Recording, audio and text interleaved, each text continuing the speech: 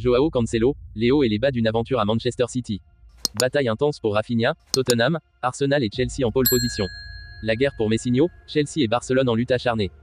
Avant de commencer, si c'est la première fois que tu passes ici, je t'invite donc à t'abonner, ça prend 2 secondes et ça fait plaisir, merci beaucoup à toi. L'aventure tumultueuse de Joao Cancelo à Manchester City a été marquée par des hauts et des bas, laissant derrière elle une traînée de controverses et de frustrations. Son arrivée dans le club anglais, dans le cadre d'un échange avec la Juventus impliquant Danilo Luiz, a suscité un certain optimisme quant à ses performances potentielles. Le latéral portugais a rapidement impressionné avec ses compétences techniques et sa capacité à contribuer à l'attaque tout en maintenant une solide présence défensive. Cependant, malgré ses débuts prometteurs, des tensions ont commencé à émerger en coulisses. Des rumeurs sur des conflits avec certains coéquipiers et des problèmes de comportement ont commencé à circuler, jetant une ombre sur sa réputation au sein du club. Bien que Cancelo nie catégoriquement les accusations portées contre lui, affirmant n'avoir jamais été un mauvais coéquipier, les allégations persistantes ont fini par ternir son image publique. Le point de rupture est survenu lorsque Cancelo a été mis à l'écart de l'équipe première, un développement qui l'a profondément blessé et a semé le doute quant à son avenir à Manchester City. Après un passage rapide au Bayern Munich, il a finalement trouvé refuge au FC Barcelone, où il espère redorer son blason et retrouver la confiance qui l'a caractérisé lors de ses débuts à la Juventus. Dans une récente interview poignante, Joao Cancelo a choisi de lever le voile sur les circonstances de son départ de Manchester City et de réfuter fermement les accusations portées contre lui. Avec une passion palpable, il a exprimé son indignation face aux mensonges supposés qui ont entaché son passage au club anglais, soulignant son engagement sans faille envers l'équipe et son dévouement sur le terrain, même dans des circonstances personnelles difficiles. Sa décision de ne pas célébrer publiquement le triplé remporté par Manchester City a été guidée par des valeurs profondément ancrées dans la famille et le bien-être personnel plutôt que par la gloire et les trophées. Pour Cancelo, les véritables succès résident dans les relations humaines significatives et dans la satisfaction de savoir qu'il a donné le meilleur de lui-même, même lorsque les circonstances étaient ardues.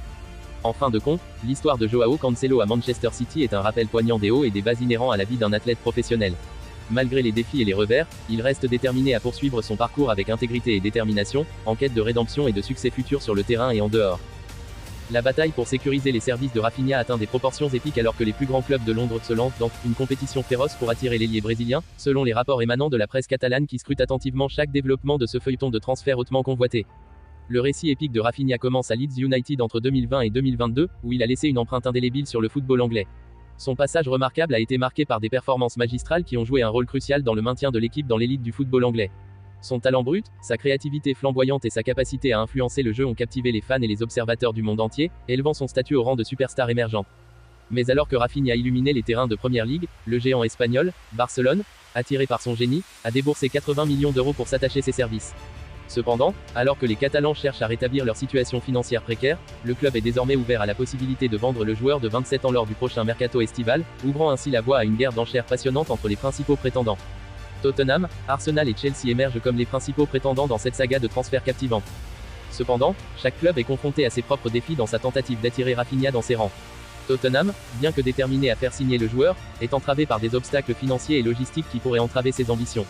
Pendant ce temps, les rumeurs d'une offre astronomique de 86 millions d'euros émanant de clubs saoudiens ajoutent une dimension intrigante à cette saga. Mais malgré l'appel des pétrodollars, Rafinha semble être attiré par un retour en Première Ligue, où son talent a été pleinement exposé et apprécié. Son désir de retrouver les lumières éblouissantes de la scène anglaise ajoute un élément de suspense à cette saga déjà captivante.